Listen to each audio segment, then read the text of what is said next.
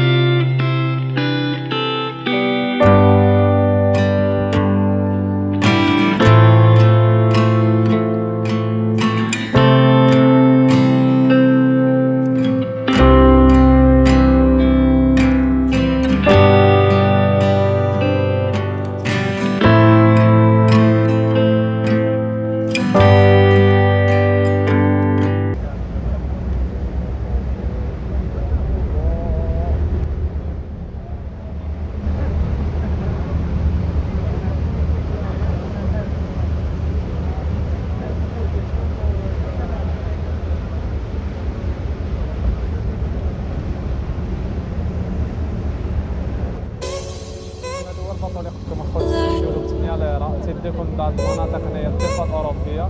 دابا متوجهين الى مدينه كما تنقولوا الى جهه بشكتاش هنايا في الضفه الاوروبيه اللي قريب من منطقه تقسيم. وهذه هي الاجواء كما شفتوا، اجواء رائعه.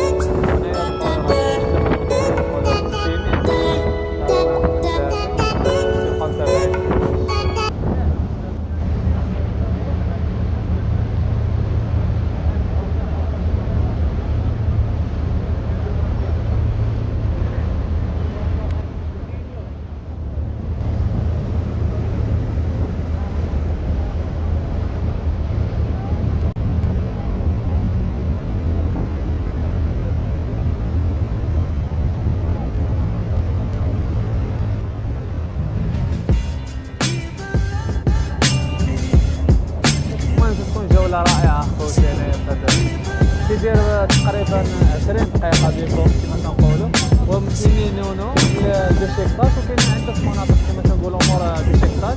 حنا نقدروا نبداو في بشكتاش، نقدروا نكملوا نفس الثمن تيكون نخلص داك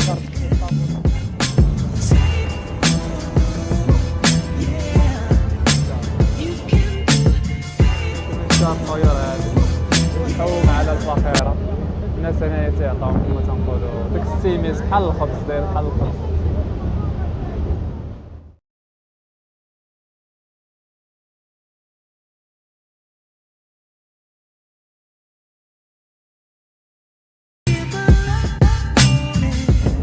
وكاين عاوتاني الجولة الأخرى خوتي اللي خصكم تديروها في الباطو كما تنقولوا تجيو للضفة الآسيوية، تديرها ب 120 ليرة كما تنقولوا لمدة 3 ساعات، وبالنسبة للساعة ونص تديرها ب 30 درهم. هذه هي المنطقة نتاع الإيمان كما شفتوا، دابا متوجهين لبشكتاش.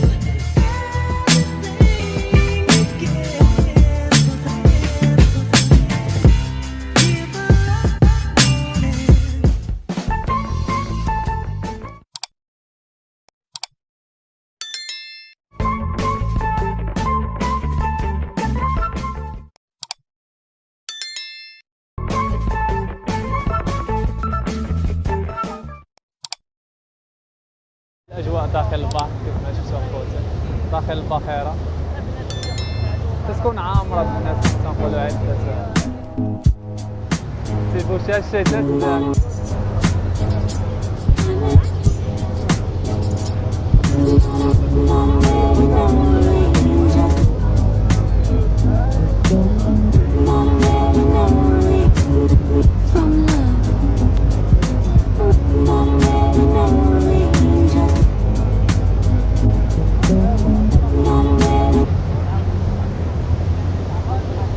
تمشوا هذه الأجواء داخل الباخرة تمشوها، تكون عامرة بالناس. دابا راه درنا تقريبا شي 10 دقائق وباقي شي 15 دقائق منطقة بشكتاش. ولا بغيتي تكمل معنا تكمل، تنقولوا كاينين شي 5 المناطق مور بشكتاش، كما تنقولوا نفس الثمن تدخل ولا تطلع. هذه هي الأجواء هنايا، جولة تكون رائعة.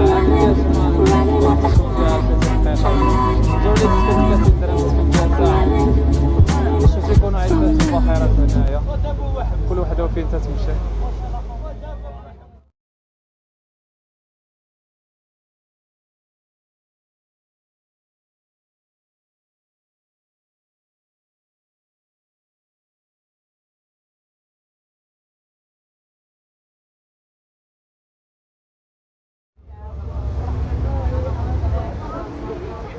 المهم ان شاء الله المره الجايه ان شاء الله نديروا الجوله اللي فيها ساعه ونص، دابا غير ما عندناش الوقت كما نقولوا، جونا معطلين شي شويه. ان شاء الله نديروا الجوله تكون فيها ساعه ونص ولا 3 سوايع اللي تكون الجوله كما تنقولوا الجسور الاخرى اللي تخص مدينه الضفه الاسيويه الضفه الاوروبيه.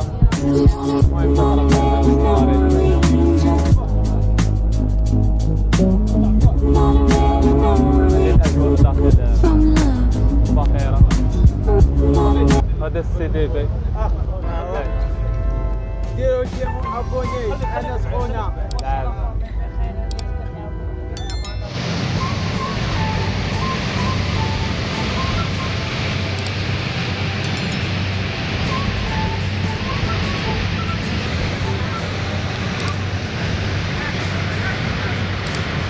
جزائري شي رزيزو شي ميساج تاع المغاربه صاحبي، شي ميساج للدراري لي فال المغاربه من الجزائر. شوفوا خوتي المغاربه، ما قريتوا الدوله حبوا ديرها بيناتنا بصح حنا خاوه. لا اخويا انيس رجاله زينه لي الصوم العزيز الغالي وكاين المغاربه يدخلوا الخرجه.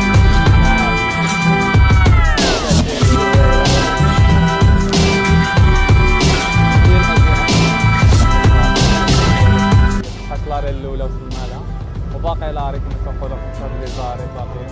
ان شاء الله نوصلوا لاري 3 ولا ننزلوا ونكملوا الطريق تاعنا ان شاء الله بالتقصير ونرجعوا كما تنقولوا راه التقصير المنطقه اللي ساكنين فيها حنا شيرين الدار بعيده شويه من يمينونو.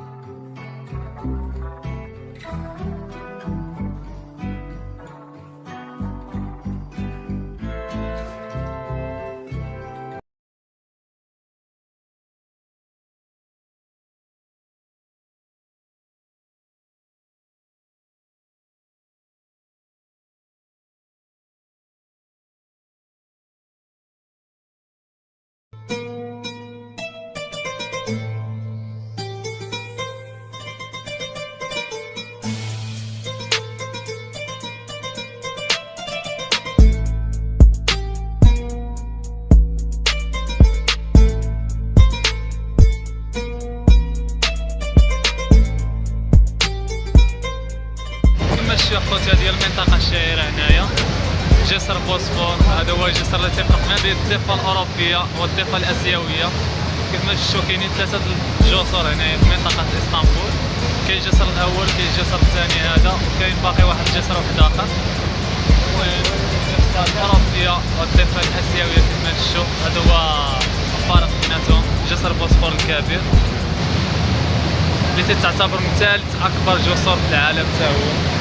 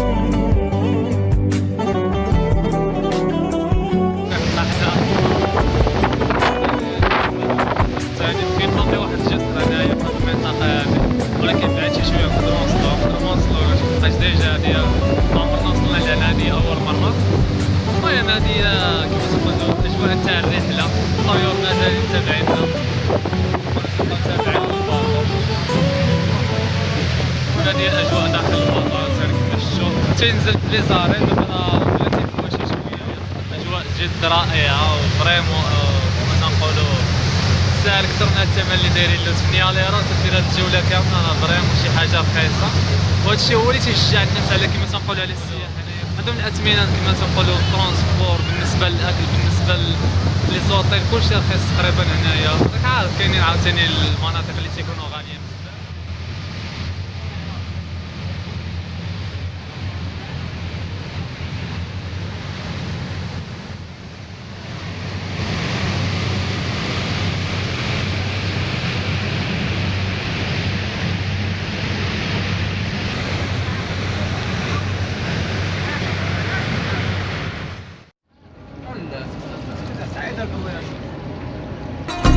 هي الدراع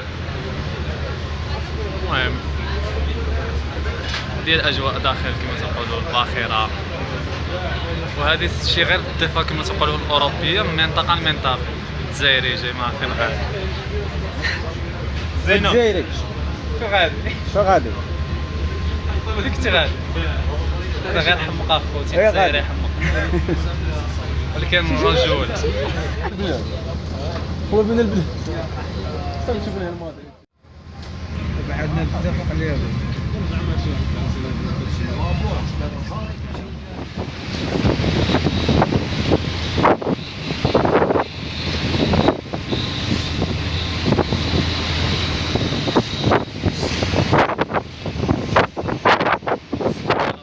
مازال الرحله كما شفتوا مازال ما انتهت. راح نيصل المنطقه هذه ورا في شي حاجه.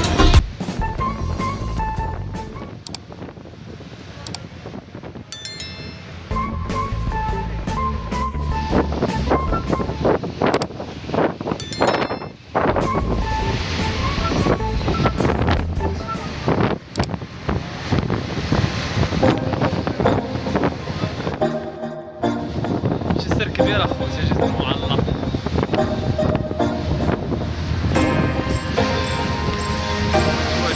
رائعة. اخوتي بالنسبة لهذا تاع 8 ليرات تيديك مناطق الضفة الأوروبية تيديك، ولكن ما تيرجعكش، ماشي بحال الآخر اللي ب 30 درهم ولا ب 120 درهم على حساب ساعة ونص ولا 3 السوايع تيديك وتيرجعك. بالنسبة لهذا تيكون عنده غير الالي والروتور تترجع كما تنقولوا في ترونسبور عادي. المهم اخوتي والله الا اجواء جد رائعه هنايا كما تنقولوا تستحق الزياره. وبالنسبه للثمن راه ثمن رخيص، 100 ليره تيدير بك هذه الجوله هذه، ولا الاخر 30 ليره كما شفتوا تيدير بك الجوله اللي تكون الي روتور، هذه تكون جوله غير الي.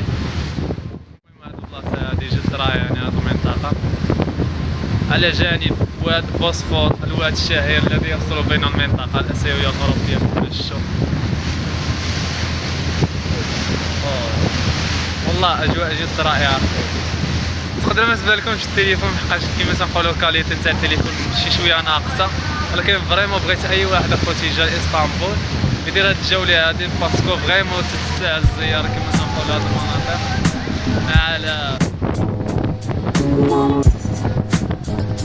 والبرد اخوتي والله الا البرد بزاف، باسكو هنايا الجو في اسطنبول معروف كما تنقولوا تتبدل الاجواء كما تنقولوا. تقدر تكون الشمس في الصباح، تكون البرد في الليل، الشتا كما تنقولوا الجو ما تقدرش تاخذ. هذا هو الجسر اخوتي، الجسر مع الله راح نزيد من الاسفل نتاعو.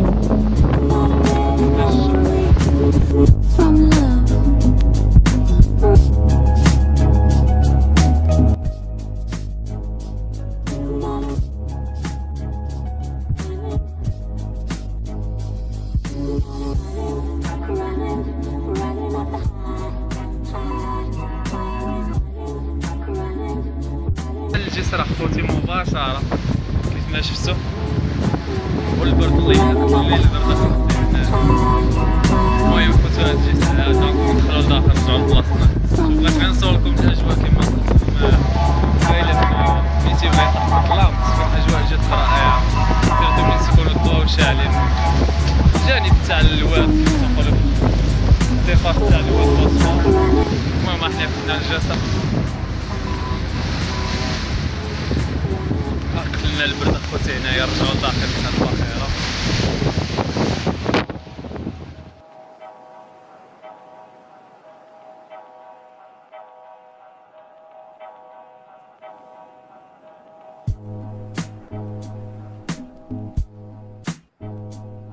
Not